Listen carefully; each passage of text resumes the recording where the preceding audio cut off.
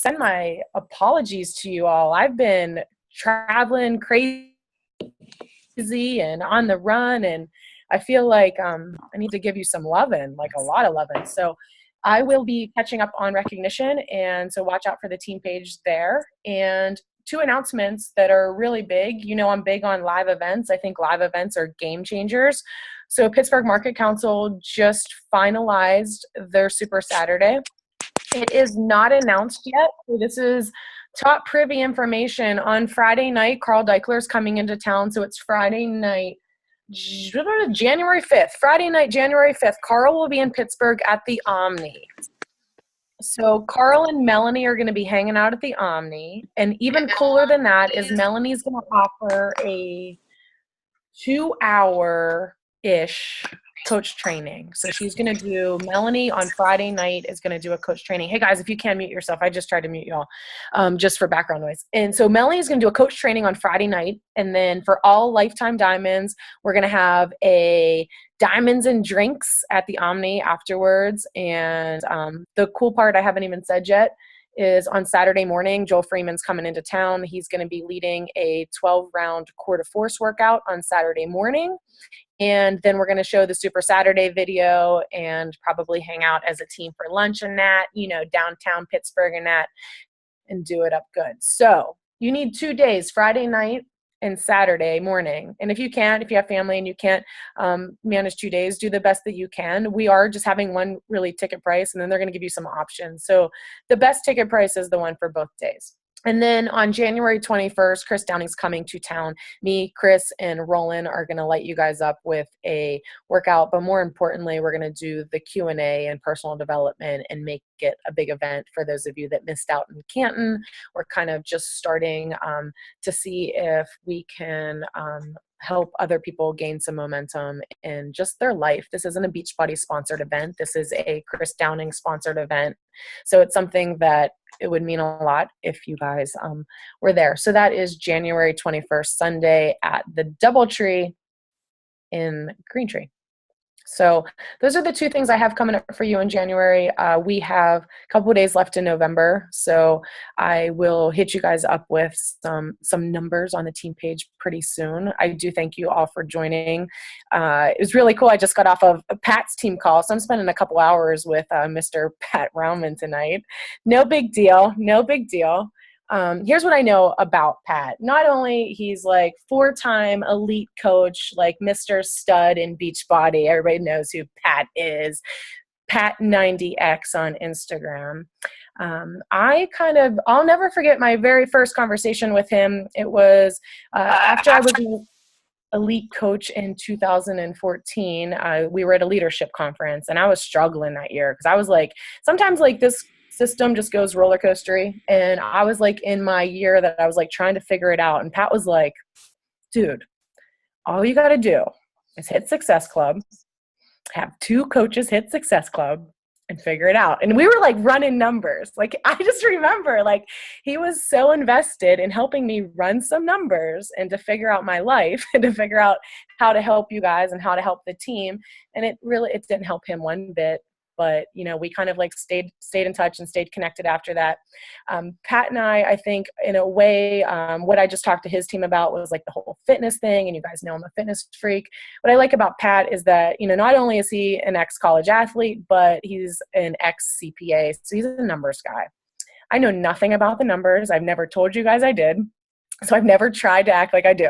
But I do think it's really beneficial that we hear from somebody who gets the model, who gets that part of the business and why this business has been successful for him. So I'm going to go ahead and press record. Mr. Pat90X, thank you for joining us. Yeah, you got it. So this can kind of be like a Q&A because I'm not really sure where everyone's at in their knowledge of like the comp plan. So if you guys have questions that pop up as I'm going, you can just shoot it in the chat or even unmute yourself. So if someone were like, all right, Pat, I don't want like a long spiel. How do I become successful with Beachbody? How do I create a 6-figure income with Beachbody? Or if they came to me and they said, how do I impact the most amount of lives with this business model. I would look at them and I would say 2 words: develop leaders. If you can develop 2 or 3 leaders on your team, you're going to be able to impact so many more lives than you can on your own. And there's a direct correlation with what you get paid. Your income's going to start coming in more than you ever could have thought. That's really the key to the business, is find and develop 2 or 3 leaders. And we're going to talk a little bit about that. The cool thing is they don't even have to be personally sponsored. They don't have to be personally sponsored. So when I started this coaching thing, there was no such thing as Success Club. If there was, I might have felt like a failure, and I probably would have quit, because I do hit Success Club every month, and I've been doing well with that. But when I first started, I didn't. And if they had this thing that was called Success Club and I had missed month after month or something, I might have felt discouraged. I might have fell off track. I might have thought this wasn't for me. Tell us about you when you started. Like give us a little background of Pat. Yeah, okay. So college athlete. And when I went to college, my mom said that I should be an accounting major. And I listened to my mom. And I became an accounting major. And that was like the extent of like the thought I put into what I was going to do the rest of my life, for at least the next 40 years of my life, right? So I study really hard, not as hard as I should have at times probably, but I get my degree and I get my master's and I get a job at the #1 accounting firm in the world at PricewaterhouseCoopers in Boston. I passed the CPA exam. I'm getting promoted. Like, things are going well. But at the same time, I've gained 30 pounds and I just don't feel like an athlete anymore. And I keep seeing this like weird, crazy infomercial on TV for P90X. You guys ever heard of that P90X thing? PX90, some people call it. Nobody's ever heard of it. Wow. Or maybe people just don't want to raise their hand. I don't know. What's going on here, guys? Is it too late? P90X. I know. Tough crowd in Pittsburgh. Tough crowd. P90X. All right. Good. I got to do like a 1, 2, 3 boom on his call. Yeah. Like, it was like fun stuff. All right. So I tried to go to the gym. Like, when I was on a team in college, part of being on a team was working out together. I didn't have a choice. It was if I didn't feel like working out, I didn't care how I felt that day, because I had something that was bigger than that, which was my team and my team's goals. And we had big goals. And part of us reaching those goals were showing up to the workouts. So I did the workouts because I was part of a team and we had something that was bigger than myself and how I felt that day, right? All of a sudden now, me working out was back to if I felt like it or not. I didn't really have a team. I didn't really have goals. It was, if I feel like going to the gym and creating a routine, maybe I'll do it, maybe I won't. But I couldn't do that. It wasn't my thing. But I kept seeing this P90X thing, and I was like, it kind of reminded me of being a part of a team. Like, my team would be in my living room streaming through my TV, but it was still the team that I'd be working out with, telling me exactly what to do. All I had to do was push play and freaking follow along. That was what I was used to, and that's what I did. And I started to get really good results with it. I started to feel like an athlete again. I started getting asked if I wanted to play professional lacrosse, and that like motivated me to work out even more. And 2 of my teammates, they reached out to me and they said, dude, we see you doing P90X. Like, they were coaches, and they were like, you should be a coach. I was like, I don't know what this coaching thing's all about. And they told me, and I'm like, I think it's cool that you guys are going to be selling your supplements and selling your workout programs. It's really cool that you guys are doing that. But I have a career. Like, I'm going to be partner at this #1 accounting firm. I got my CPA license. Like, I have a career path like this. I got 14 years to bust my ass and become a partner at this firm. And I can't be selling like protein and things like that. But what I did was I signed up for the discount because I was using the recovery drink and things like that. So I signed up as a coach, and I watched them over the next 4 years of me as a coach. My first 4 years, I sucked. I was not consistent. I didn't show up. I was more of like a hobby, but I loved the products. And I'd watched during my 4 years coaches that would show up, and I saw them have success. I saw the impact they were having. I saw the income they were creating. I saw the passion they had in it. I saw Carl Deichler speak. I saw what his mission was for this company. And a switch got kind of flipped in me that I never could really turn off again. it didn't matter how committed I was to my career and how much income I had coming in there. There was something about this Beachbody thing that I couldn't turn off. And so I started to kind of do it on the side a little bit here and there, trying to help people. I started like inviting people to like a free Facebook group. So what I did was I started a free Facebook group. It was just a kind of community.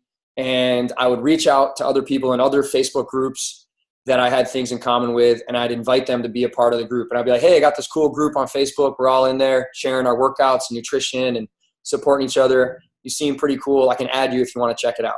And I just did that every day. Like at least 20 people a day I would invite that way. And all of a sudden I had this cool group of people that were, sharing their workouts. Not everyone was doing Beachbody, but everyone was in there sharing. It became a really cool, active, fun community. And I really kind of fell in love with that. And people started asking me what workouts I was doing because I was posting them in there. And some of them started doing it. And then some of them became coaches. And then those coaches started inviting people to the group. And then all of a sudden we had this giant group of a bunch of coaches, a bunch of leaders, a bunch of customers, and a bunch of other people that were looking for something to go to the next level. And we had it for them. So it really kind of worked out that way. But the first 4 years were a struggle for me. The last 4 years have gone much, much smoother. And honestly, I don't really think I changed what I was doing. I just changed how often I was doing it. I really think one of my favorite quotes is about consistency is that successful coaches and coaches that struggle, like they're not doing different things. It's just that successful coaches do consistently what others do occasionally. And that was something that I had to change after 4 years of just kind of putzing around. So that's kind of like my story of putzing around, and then finally kind of, all right, I need to start inviting every day. I need to start connecting with people every day. I need to start creating a culture and giving people a good experience. I need to show up in that group every day. And that's what I did. And I started getting some good coaches out of that. So here's what I did for the compensation plan though. Like I was lucky enough that I was in Boston and I was surrounded by two guys that told me the secret to this business. And you might have heard of them, Keith Callahan and Bob Lucido. These are two guys that earn, I think they both make 7 figures a year. And I got to watch them do this business. And they always preached the same thing.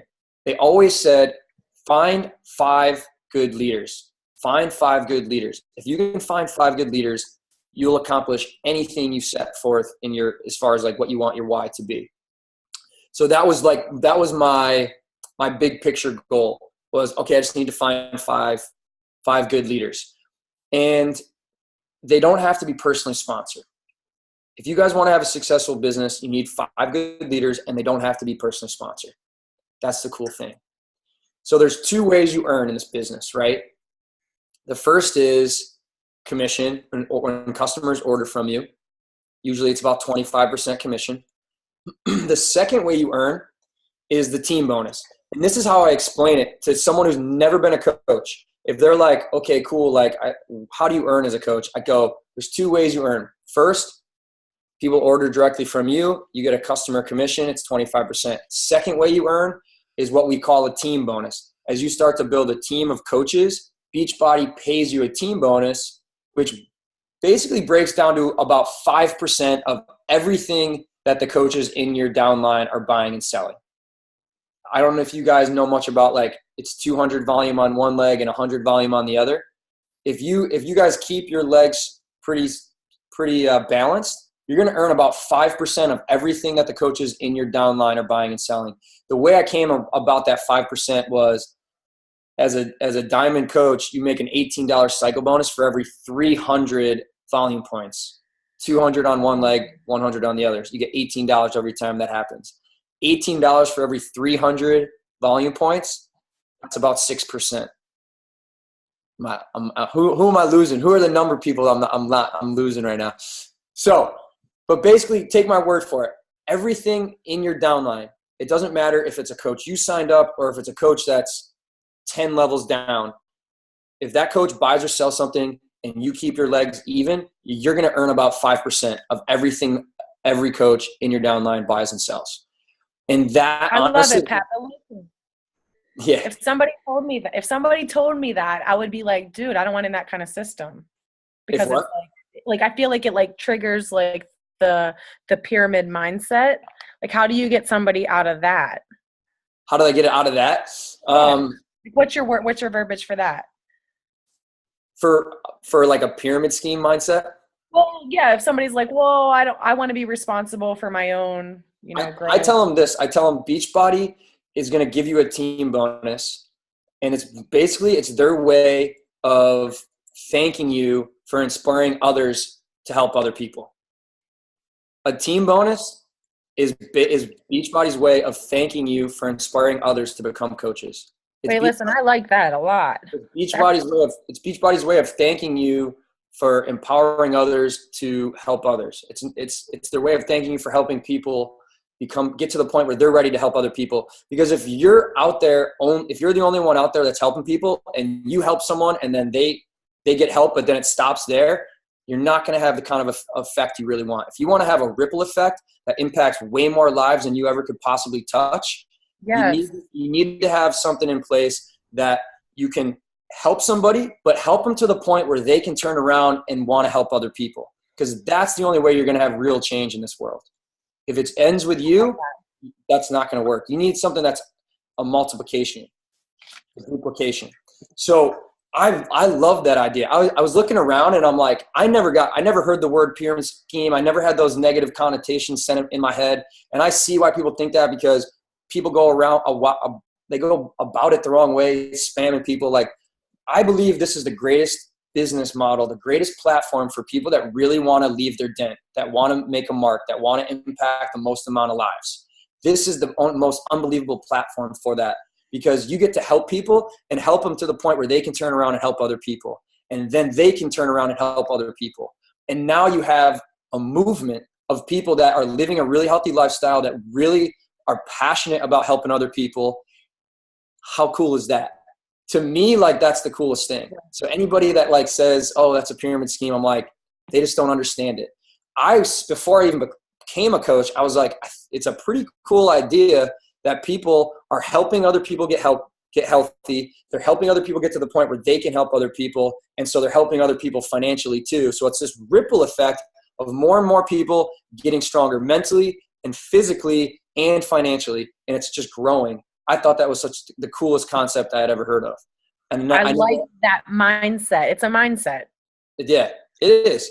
I honestly, like, at the end of the day, like, I want to do something that I feel like is having an impact, like a big impact. Like, I'm someone that I want to have, like, I want my life to have purpose, to have meaning. And the thing that helps me find meaning and purpose in life is doing something that is not just helping people, but it's empowering them to the point where they find what they're passionate about, which is them helping other people. There's nothing cooler in this business, I think, than seeing a coach find that fire, find that passion to help other people. And if I was only supposed to help them just as a customer, as a client, then I'm missing out on the opportunity to get them to the point where they can find their passion and they turn around and they start helping people and we start helping people together in a group. That to me was way cooler. You can call it whatever you I want. like it. I call it cool. So those are the kind of two ways you earn. The first, 25% commission. The second way, you get a 5% team bonus. And that's Beachbody's way of thanking you for empowering others to the point where they can help other people. So cool. So cool. So here's kind of the setback, though. The snag on that is the kind of people you want, like those 2 or 3 leaders, those 5 leaders that you want on your team that are going to make everything really go. And it's going to make this business so much more fun because you're going to have people to run with. The catch is that usually those like 2 or 3 people are kind of skeptical people. They're pretty smart people. They're people that sit back and they kind of watch. They're going to have to probably watch you for 6 months sometimes. Sometimes they might have to watch you for a year. And you just have to understand that kind of going in. And that's why it's so important to make this a lifestyle, not just a business. Because the business doesn't kick in until the lifestyle's been in place for a year. Have any of you guys ever tried to Huge. have any of you guys ever tried to run up an escalator that was going down? Any troublemakers like me? Like when I would go to the mall and I would try to run up the escalator that was going down, and my mom and grandma would start yelling at me. So this business is a lot like running up an escalator that's going down. When you first start, you're running full speed, but your business isn't moving as fast as you want because people need to watch you. And so you might be running, you might be seeing a little bit of progress, you might be like kind of halfway up this escalator, but again, you get discouraged because, man, like it's not happening as fast as I want. They're just watching. They're not saying yes. They're not saying yes. And what happens when a coach gets discouraged and they stop and they're on an escalator that's going down? What happens? What happens to all your credibility, all the people that were watching you? You get brought all the way back to the bottom of that escalator. And all those people that they said no, that were watching now, they saw you stop. And so you lost all that trust, all that credibility that you had started to gain. You got to understand that a no means not yet. A no means I'm going to watch you and see what you do with this first. And you got to prove to me that this is something that you're serious about this and that this is a real opportunity. So I'm going to watch you a lot closer now. When someone tells you no, it's a good thing. They're going to watch everything. They won't like anything you post. They won't comment on anything you post, but trust me, I know because I've been doing it long enough, they're watching and they're going to come back around. But if you stop on an escalator that's going down, you have to go all the way back to the bottom. But if you stay on the escalator long enough, even when it feels like you're not really moving as fast as you want, eventually those people that were watching, they start to trust you. They start to see, wow, this is a lifestyle I believe in. These are products that actually work. This is a business I could get behind. Let me start to join this person after them watching you for a full year. And then once you get those 2 or 3 leaders that are running with you, you're not on an escalator that's going down. You're running on an escalator that's going up, and your business runs faster than you could run on your own. And that's when it starts to get really exciting. But most coaches don't understand that they have to be on an escalator that's going down for a year. They don't understand that people need to watch them live this lifestyle for a year and prove to them that they're serious about this whole thing and prove to them that this is a real thing. It takes a year. So big picture, find your 2 or 3 leaders. They can be personally sponsored or not. 5 good leaders is great, but if you have 2 or 3, that's going to get the ball rolling big time. But the catch is you have to stay on the escalator for a year. You have to show up and live the lifestyle and invite and follow up and be in your groups and doing all those things for a full year before the people you want really start to show up. So who wants to start running on an escalator that's going down? Anybody excited about this? Yeah. A lot of I like the visual. Yeah. So I'm always asking, why do some coaches stay on the escalator and some don't? And I really think it comes down to 2 things: your why and your belief. If a coach has a super strong why and a really strong belief that the things they're doing every day are going to get them to those 2 or 3 leaders, then they're going to stay on the escalator for a full year. And they have a why and they have a belief, right? So what I do with my coaches with their why is I have them create like a why list, a list of everything they want to accomplish from the little stuff to the big stuff. Because when I first started, when I made $100 my first week, like that was the coolest thing of all time. Like I remember going to the mall and bought like the new Air Jordans and I was like pumped. Like to me, it was like Monopoly money. I was like, shit, I got this Monopoly money, $100, new sneakers. I remember like I went out to dinner with like my buddies. I don't even think we went to dinner. We just had drinks. And I was like, yo, I got this tab. I just made $150 with my Beachbody Monopoly money over here. I got this. And it was like this cool. Felt good. I remember my car like had something that broke down. I had to go get it fixed. And it was like a couple $100. And I was like, Monopoly money, boom. So you got to set these like little goals all the way up to like the bigger ones. So you can kind of knock those little ones out as you go and leave some space, on that why list to add stuff all the time. Like catch yourself when you say, oh man, it would be so cool to do that. Oh man, look what they get to do. I wish I could do that. Like every time you say that, something like that, add it to your why list and let that be your why fuel. You got to get out of the mindset of like, oh, that would be nice, but I just don't have the time or the money. If you use that as fuel, you'll get there. You'll have the time and the money to do those things. So I'm constantly working on the why list with people to create that why fuel, because you got to have a lot of why fuel to stay on an escalator that's going down for a full year.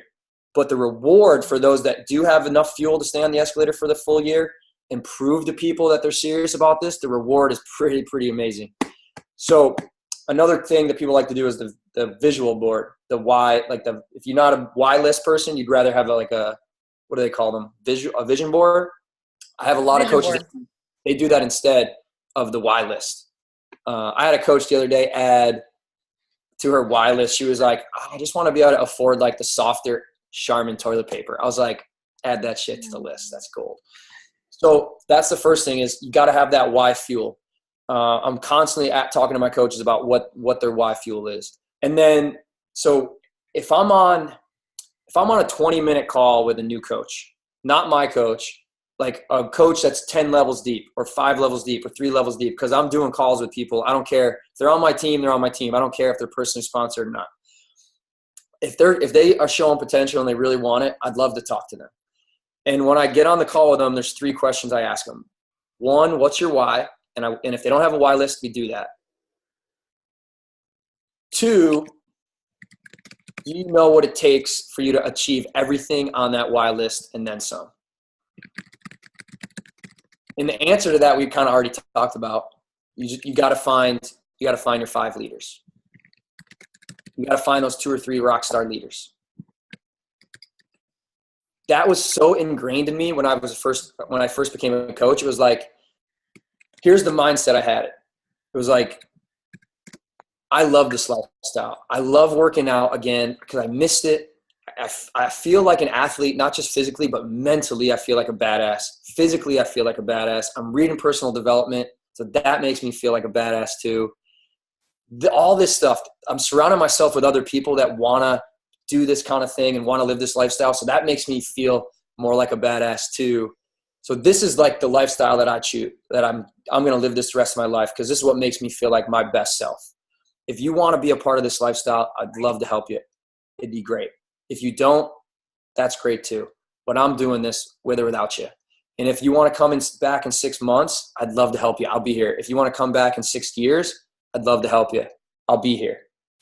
I was never desperate. I think new coaches, they ooze like this desperateness. They're like, they're desperate for people to buy right now. But you got to play that long-term game of, this is my lifestyle. When you're ready, you know where to find me. I'm going to be here, living this lifestyle from here until I'm 90. And if you want to join at any point, I'll be here. You know where to find me. And then you got to prove that. Then you got to prove that to them by showing up with your social media, and people get to see you on this escalator for a year. And now they're getting to put the words that came out of your mouth with your feet that are actually taking those actions. And then they're going to start to trust you. You gain credibility and they start getting on board. So first question, what's your why? Second question, do you know how you're going to get there? The answer to that question is you got to find 2 or 3 leaders, and it's inevitable that you will if you just are willing to stay on the escalator for a full year. You got to have that hashtag escalator mindset. We call it that all the time. Hashtag escalator mindset. How many of you feel like you've been in the business, you were excited, you were running, and then life gets in the way, you get discouraged, blah, blah, blah, like things happen and you had to take a break from the business? And everybody, I'm the same. That's when you do that, everyone notices that. And so you have to start back at the bottom. It sucks. It's not the end of the world, but that's just the truth of it. Now you got to get back on it. And now they're kind of thinking, they didn't really do it the first time. I wonder if they're going to do it this time. I better watch them for 2 years this time. I'm just saying. But if you make it a lifestyle, it's inevitable you will make it a year and 2 years, and those people inevitably start showing up that you want on your team that also want to make it their lifestyle, and then they start finding good people too. So right. First question, what's your why? Second question, do you know how you're going to get there? Because if you find 2 or 3 leaders, you're going to accomplish everything you ever wanted to accomplish, because you're going to be your team's going to help way more people than you ever thought you could. And then there's a direct correlation with, all the financial, the income and all that side of it, which is cool. And then the third question I always ask is like, what's your biggest doubt or biggest obstacle of that happening? That is now, again, I'm working on their belief. If I can get them to have a really strong, powerful why, and because a lot of people they won't even allow themselves to think that big and have that kind of a why because they're afraid to set themselves up for failure. But if I can help them create some really great why fuel, and then I can show them what it takes to get there, finding those 2 or 3 leaders, and I can talk to them about why they think that's not going to happen. And as soon as they start to talk about what their biggest obstacle is or biggest doubt, they verbalize it, it loses a little bit of power, and then we can walk through that, and it stops shutting them down. Because there's something, if someone's not staying on the escalator, it's either most of the time they have a why, but it's the belief that's holding them back. They don't think that if they stay consistent long enough, it's inevitable they're going to find those people.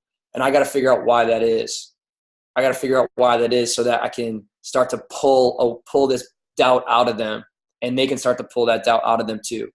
And once they have that same feeling that I had, that it was inevitable that if I live this lifestyle long enough and I share something good long enough, it's going to find good people.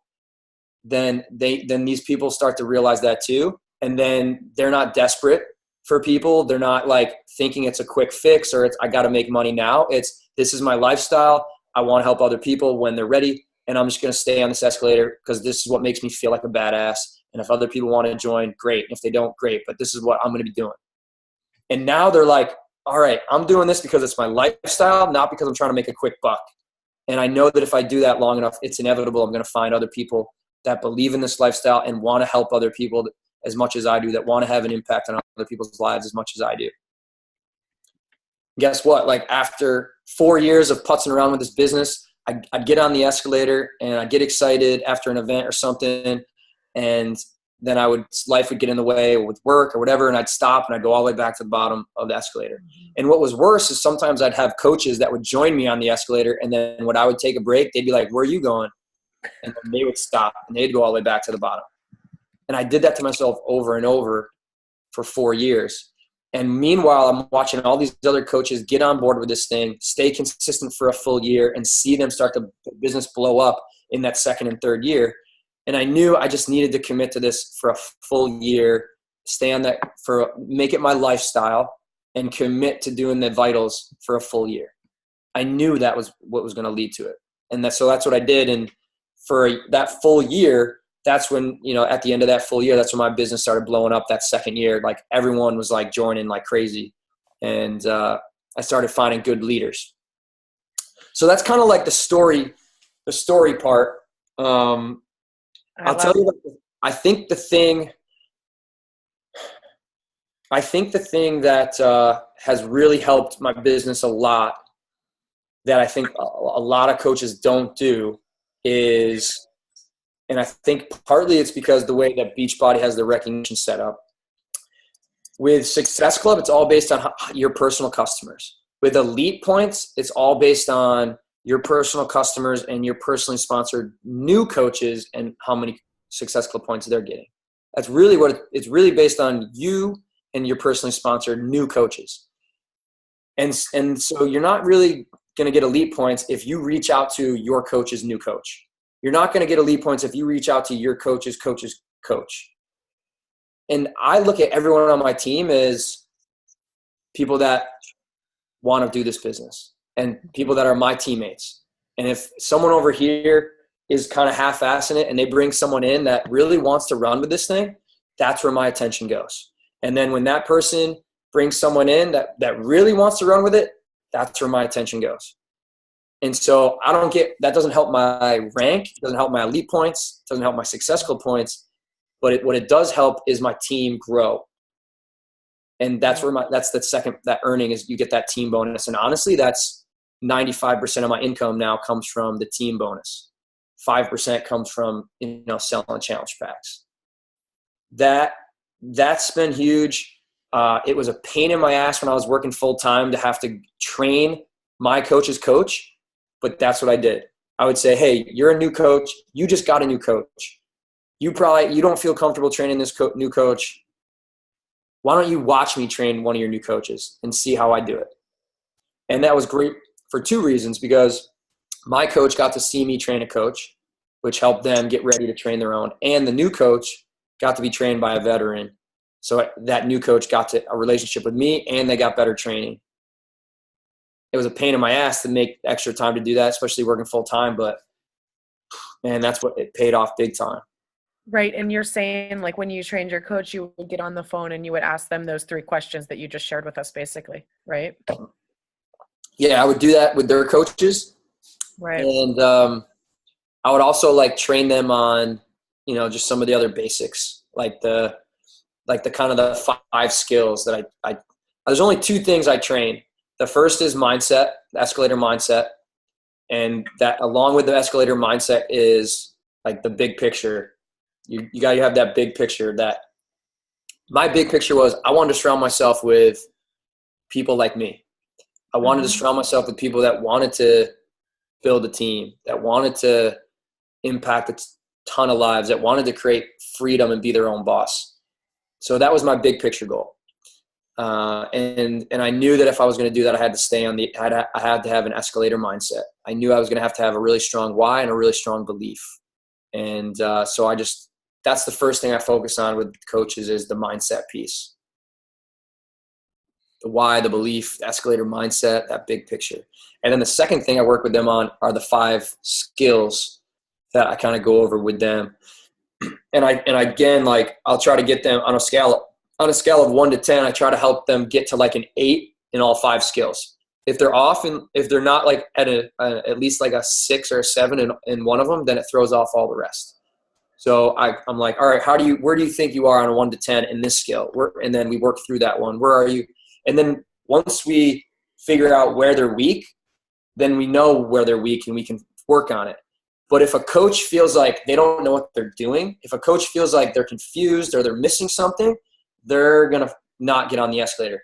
But if I can show a coach exactly what they need to know and pinpoint exactly where they're weak, now there's no question of what they're missing. They know exactly what it is, and they can focus on working on that, and they'll stay on the escalator long. And then their people start watching. Is one of your skill sets inviting? Yes. Like reaching out? Yeah. Yeah. If I had to pinpoint a power crew or skill set, it's like us being fearful. It comes down to belief, but if we get past that, what's your tip on just getting over that? Okay. Want the truth? Absolutely. Give them to them tough. Be as mean as you can. All right. You guys ready? You guys ready? Cool. I think and I'm talking from personal experience because I felt the same way too when I first started. If you're afraid to invite somebody, then you're thinking about yourself and you're worried about how you're going to come off to other people. You're in your head. So if you're worried, you got to first be, okay, I catch myself, I'm in my head, I'm focusing on myself and how I'm coming off to other people. I need to shift to my heart and focus on how I can serve others. It's not about me. It's not about how I look. It's about serving other people. And as soon as I started to make that shift, it's not an easy thing to do overnight because we're so conditioned to worry about ourselves and worry about how we look and worried about what other people think of us. But the more you can make the shift from here to here, the more it's going to be easier to reach out to people. If you're afraid because you're worried about what other people think of you, you're putting a no in that person's mouth without even giving them the opportunity. Do you know how many people on this planet would love to be on a call like this or would love to be in a group surrounded by positive people? Do you know how many people have 0 positive people in their life? So many. We have the opportunity to plug people into obviously some of the most amazing products on the planet that are going to change your life, but also I think what gets overlooked are the people that they get to plug themselves into too. So anytime I'm afraid to talk to somebody or afraid to invite or reach out, number one, I believe in the products. I know they work from personal experience. So it's not the products that I'm afraid to invite on. It's it's me fearing what they think of me when I invite them. And if you're in your head, you're dead. You got to shift to your heart and focus on how you can serve other people. And put the invite out there and let them make the decision if it's right for them. And if you start to lead more with your heart and start to lead with more of a servant leadership attitude, people are going to start to feel that. People are going to start to be attracted to you and what you offer. What's going to make your invites easier is, this is going to sound kind of funny, but it's the experience that you give to the people after they buy the challenge pack. The more you fall in love with that experience, the easier it's going to be for you to invite. Because when I'm talking to somebody about inviting, they can tell that I don't give a shit about 2 Success Club points or about $50 commission. They know that what I'm here to do, your job doesn't start, or your job definitely doesn't stop when they buy the challenge pack. Your job starts when they buy the challenge pack. That's when you roll up your sleeves and you go to work and you give them the best possible experience you can give them.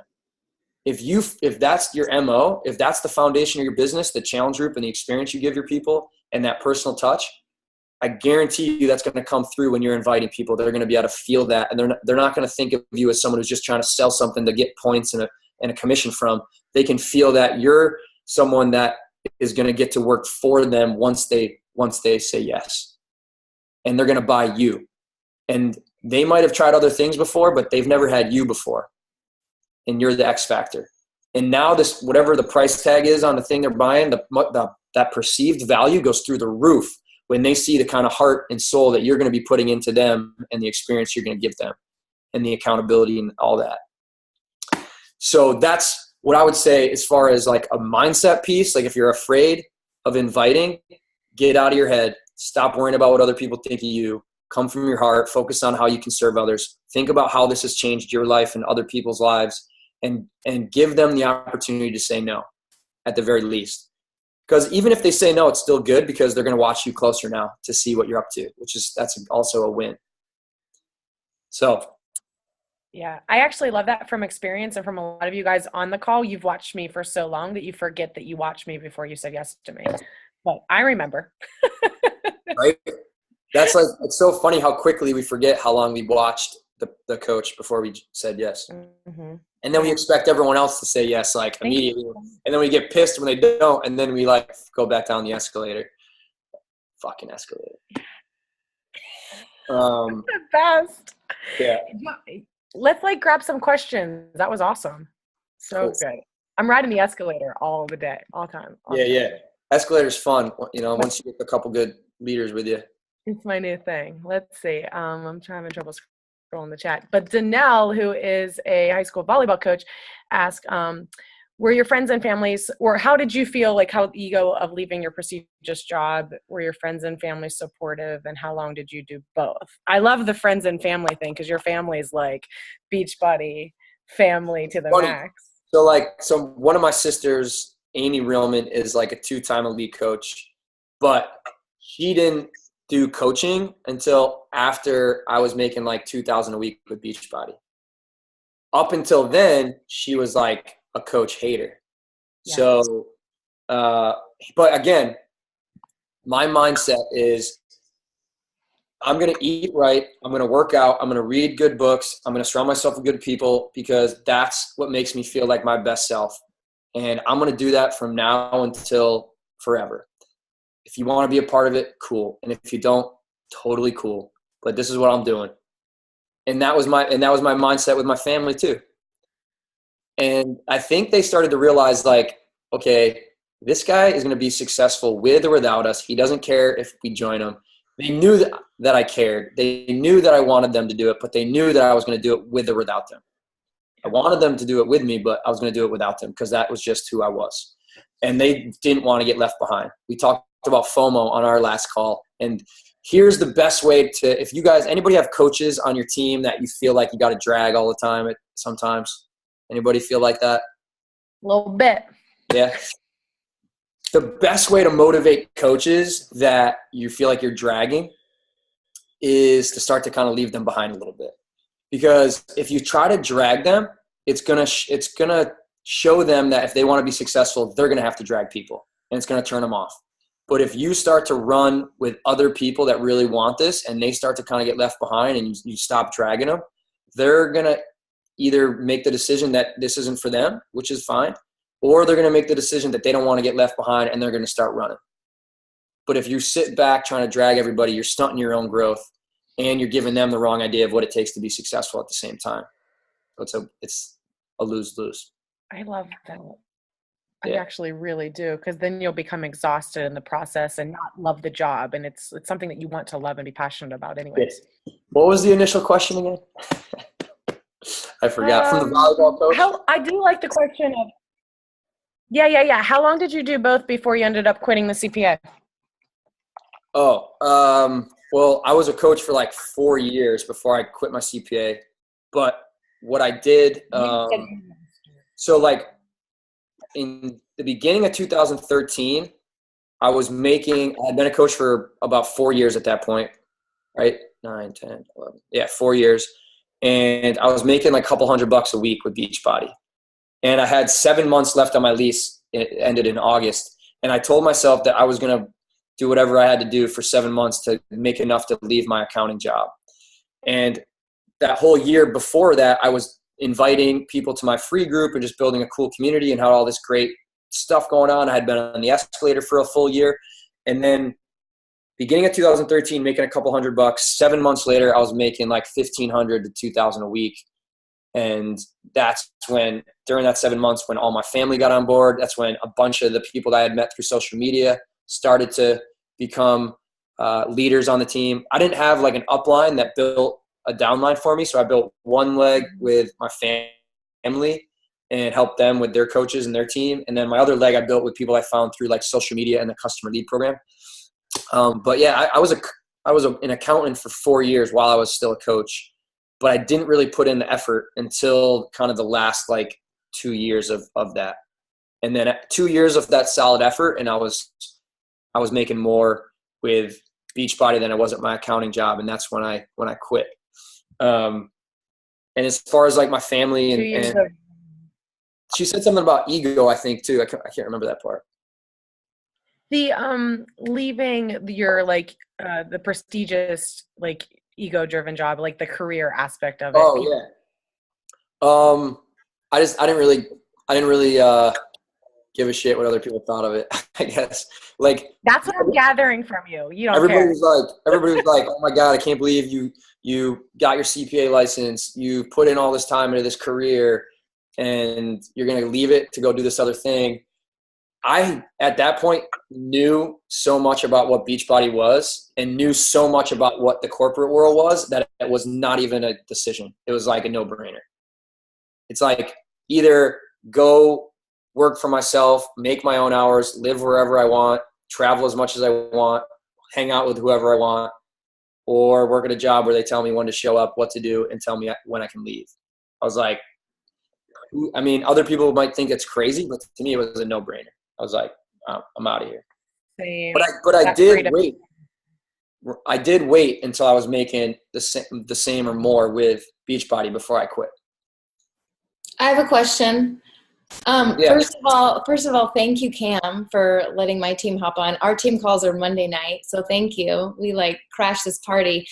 I have a lot of dudes on my team, a lot of men, cool guys, and I know that they'll watch the replay of this. So, do you have anything for them in terms of like, you know, I talk about how we should do our social media and everything, and it's just different for you guys. I watch you guys, and you're doing it differently. And in some ways, I honestly think you have an advantage, and in some ways, I think can you just speak to the men? Speak to the men. Yeah, surround yourself with smart women. That's all I got. Scott. Well, they're already doing that. Duh. Yeah. What else? Scott Phillips is the smartest dude in Pittsburgh. What's that? What'd you say? Scott Phillips, he's waving. He's the smartest guy in Pittsburgh. Nice, Scott. I would say to when you're talking to women on social media, like to treat them like your mom or your sisters. Treat them with a lot of respect. Treat them with a lot of love.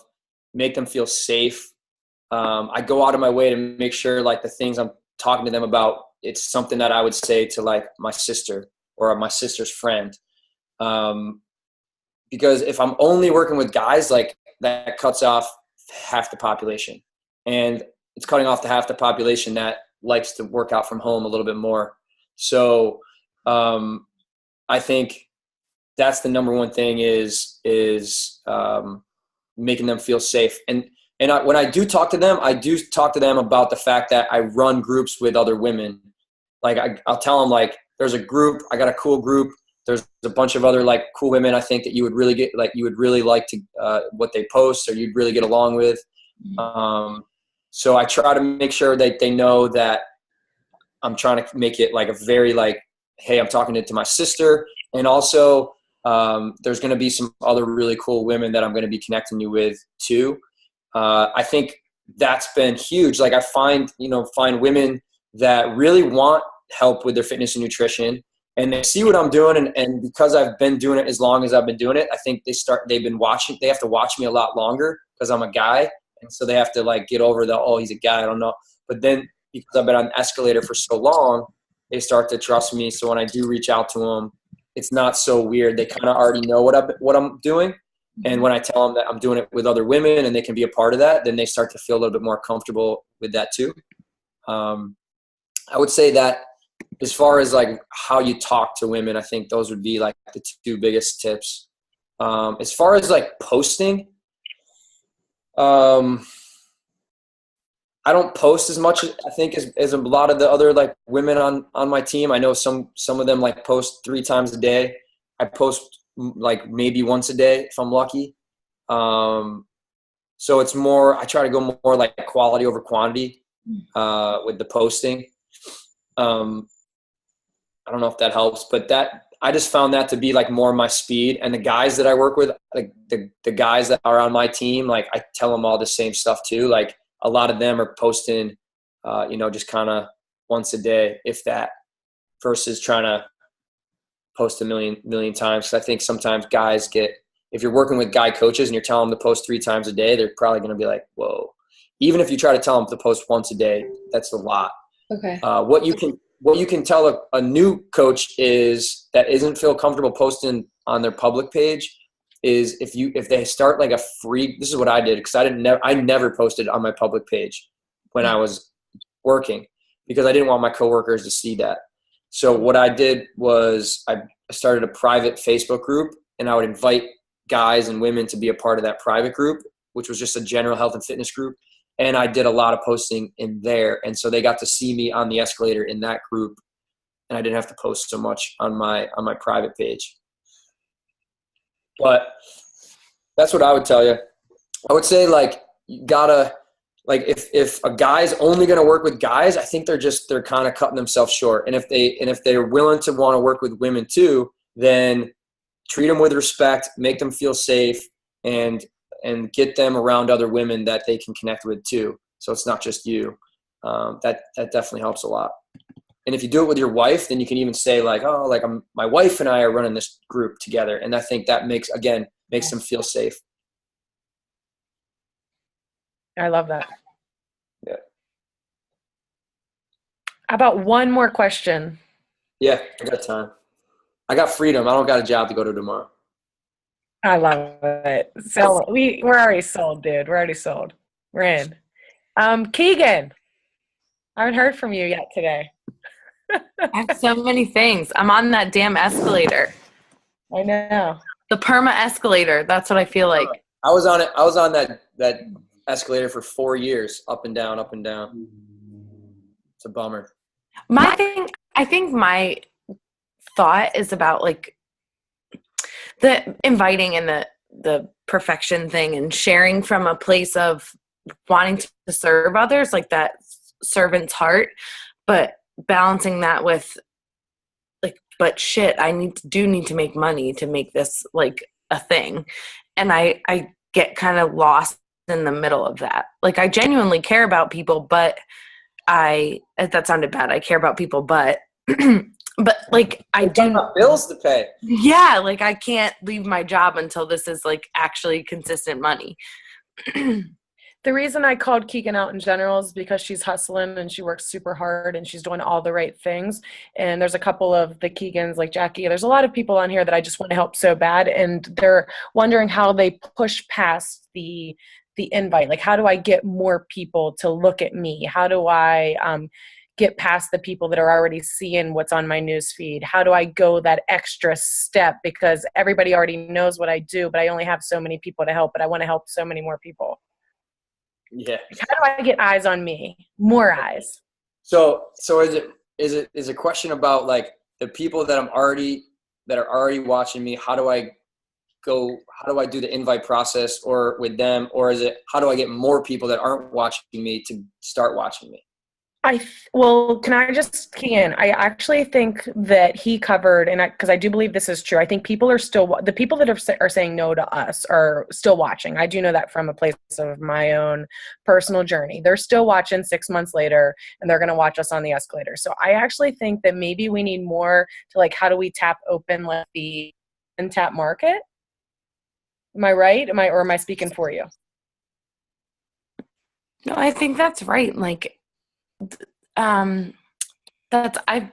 sent this to you like yesterday, I think. Like, I didn't answer your box because I was like, I'm just gonna have Patrick answer it. do I just need to like go up to people? Like, I've met other moms in Aldi. If I see like, oh, I like your scarf, but like not 50, like 2.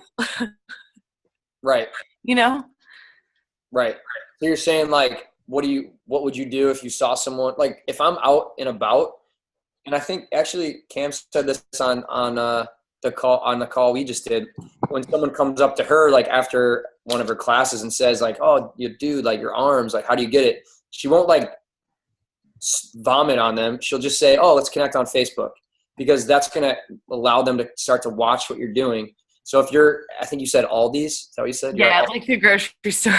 Yeah. Okay, cool. So if you're like Aldi's and you're like, yo, look at the deal on these, like 99-cent, like peach in a can over here. And they're like, oh yeah. And you guys start like talking or connecting, and you don't have to feel like you got to jump right into selling them. What I do a lot of times is like, I ask them what they do. And then then a lot of times they ask me what I do. And then then they're like, cool, like, you know, and I go, oh, do you have Facebook? Like maybe I could shoot you a friend request. And then the conversation like ends there. And then I follow, and then they get to see what I'm doing on Facebook. And then I, you know, reach out to them through the messenger. Is that what you're asking? How do I like move a conversation from Aldi's to like actually, how do I move it down the line? Or are you asking, you could only have done that with 2 people at Aldi's, how do you do that with 50 people? Yeah, that. How to multiply the people. Okay. Social media. Do you use that social media to multiply? Yeah, I'm just not consistent. Like, I want the perfect post. That's my problem. And so then I just don't do it. Oh, the perfect post. It's stupid. I know. I've yet to see a perfect post. Yeah, you got to just get it out there. You got to get it out there. If you're planning to plan, it's not a good plan. Just like, honestly, it's like we as adults expect to be perfect at everything we do the first time we do it. But when we were kids and we were like learning to walk for the first time, we would like take a wobbly step and we'd fall, and then we'd get up again and we'd take a wobbly step and fall, and we'd get up and we'd take 2 steps and we'd walk. Eventually, we didn't like take a step, fall, and then say, I suck at this walking thing. Like, I think I'm just going to crawl the rest of my life. You know, like whatever you're going to do, you're not going to be great at it at first. You just got to do it and you'll get better at it.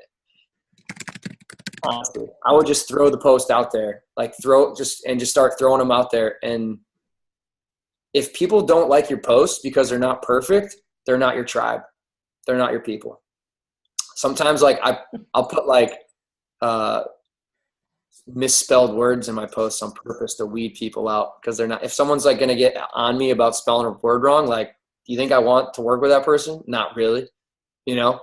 So like being perfect, you know, it's overrated. Let someone else be perfect. I'm fine just being average, normal, with mistakes, and being okay with it. That's the cool thing. Like, I want to be around people that make mistakes and are okay with making mistakes. I think those are fun people to be around. You don't have to like walk on eggshells around those kind of people. You know, you can just spill the beer on their carpet and they seem to be okay with it. But the other way to get more people, which is one of the 5 skills we talk about, is social media. Like making it a goal to connect with like 2 or 3 people a day, or even, you know, whatever goal you want to make. To like going into a Facebook group that that you're a part of. and just reach it, like seeing who's asking questions in that group and answering the questions for them. And then what's really helped me like build a relationship is having a free Facebook group. I have like my challenge groups that are like, you have to buy a challenge pack to get into, but I also have like just a general Facebook group that we just share what workout we did that day and, share recipes and things like that. And it's such an easy way for me to make a conversation with somebody new. It makes the conversation not awkward because I'm not trying to sell them anything. I'm just connecting and inviting them to join a really cool group with some cool people. And and I'm like, hey, I can add you to this cool group if you want to check it out. And they're like, cool. And that was like how I started connecting with more people. That's how I started getting more eyes on my journey. Was I just made it a priority every day. I went into different groups and I invited 20 people every day, and I wouldn't go to bed until I had invited 20 people to take a look at my free group. I like that you said that. That's awesome though, because it just gives us like a little bit of objectivity to like, that's the kind of mindset it takes. And we don't like, do you right now invite 20 people before you go to bed? Just be honest. No. So what I do now is every day I go, because I have like that 500 Facebook friend limit. So yes. I have like all these Facebook friends that I like don't know, or maybe talk to in a conversation like fell off and I forgot to follow up or whatever. So what I do now every day is I just go to everyone's birthday, whose birthday it is that day, and I just say happy birthday, I look at the profile and see what they've been up to and try to say something other than just happy birthday. And so now I'm re-engaging all these people and starting to kind of rekindle some of these relationships, and that's getting more eyes back on my journey. And these are people that have already been kind of watching to an extent, here and there. And it's funny, like today I had 20 people that had birthdays today. So that's like 20 people right there. Yeah, but that was part of what you did for work today. Right. I said happy birthday to 20 people. People are like, what do you do for a living? I'm like, I talk to people on Facebook all day. I picked that up from you. I forget, you said that one time and I totally stole that. Yeah. Cool. One more question. I think Sabrina was going to ask you a question. Do you have something? Hey, I actually just creeped on your Instagram. Oh, nice. Sorry about that. But it's a technical question. Did you grow your Instagram organically, or did you use a company to do that? So I used like back in the day, like probably 2013, I started using like a Instagress.com, and I would have it like, I would put hashtags in that I wanted it to like, and it would go and like photos that had those hashtags. And I did that for a little bit, and it was okay. Like it got me a couple people that would be like, who's this guy that liked my photo? And then they would come to my page. And if they started following me, I would go to their page and see who they were and start up a conversation with them if it was someone that we had common interests. But most of it has just been because I go and interact with other people. And then I think now it's gotten to the point where I get 5 or more new followers a day, just kind of organically. But in the beginning, I did use that one thing that kind of would go and like photos, and people were like kind of curious who I was, I think, and they would start following me from that. But that thing, I don't think exists anymore. Oh, okay. Yeah. Yeah, I know they changed the algorithms, and they're like flagging robots and that sort of thing. So I was just curious because I think a lot of people did use companies, or I don't know how they did it. And so I was just curious. Thank you. Yeah, you got it. Yeah, now it's just all natural. All of a sudden. Yeah. Just real quick, Liz wants to know how you got people to join through you and not go and enroll through Beachbody.com if you had a free group running. We would have them create like a free Team Beachbody account. Yes.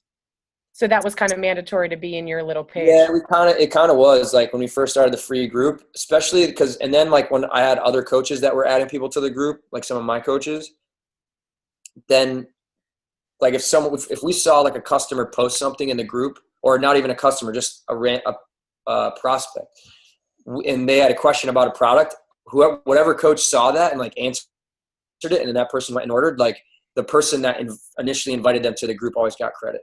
Oh, that's cool. I like that. Yeah. Yeah. Nice. Yeah. It was cool. Well, I don't want to keep you much longer. This was really, really, really helpful. Thank you. Yeah. The last thing I'll say is, and it's funny because it just popped up today, was a thing that was really, really helpful was learning to discipline your disappointment. And to me, what that means is, how disciplined do you stay when you get disappointed? Learning to discipline your disappointment. That's a Jim Rohn quote. And I remember Jim Rohn saying that one time, like, your success in this business is going to be dictated on how well you can discipline your disappointment. And I took that as, how disciplined can you stay when you're disappointed? Because there's going to be months where it just feels like no one's interested and everyone's saying no. I guarantee you, and I've been through those months, but I guarantee you, if you stay on the escalator, those cold spells, they always end. They always end. But you got to learn to discipline that disappointment. You got to learn to stay disciplined when you're disappointed and keep showing up, keep staying on the escalator. And the coaches that do that, they end up proving to people what this thing is, and they gain that trust and credibility, and people start hopping on board with them. That is like everything. That's gold. Seriously, learning to discipline your disappointment. Because I know that we're definitely going through some periods right now. Thank you. Yeah. So awesome. You got it. Cool. Yeah, so this is recorded, and I don't know, Pat, we could talk all night, right? But it's all good. We're going to go. Thank you so, so much. Thank you guys for joining. Yeah. Thanks for We having don't me. do anything fun at the end of our call. We just listen to music at the beginning. Yeah, I like that. I might have to pick up on that. That was cool. Well, yeah, that was fun. Thanks for having me. That was a cool double header. Well, 8 o'clock, 9 o'clock, back to back. I like it. Yeah. Awesome, guys. Hey, who am I? I'll see you guys on the escalator. Anybody? Going up. Wow, look at that. A lot of escalator mindset. Like hashtag. All right, cool. I'll talk to you guys soon. Thank you, Pat.